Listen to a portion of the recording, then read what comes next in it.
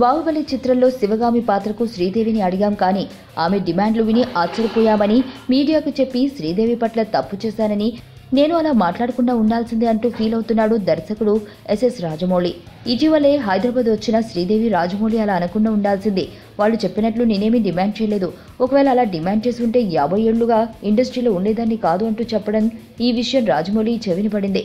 దాంతో నేను శ్రీదేవి పట్ల అలా మాట్లాడకుండా ఉండాల్సిందని విచారం వ్యక్తం చేస్తున్నాడు. రమ్యకృష్ణ కంటే ముందుగా శ్రీదేవిని అడిగారు శివగామి పాత్రకు, కానీ ఆ పాత్ర రమ్యకృష్ణనే వరించింది.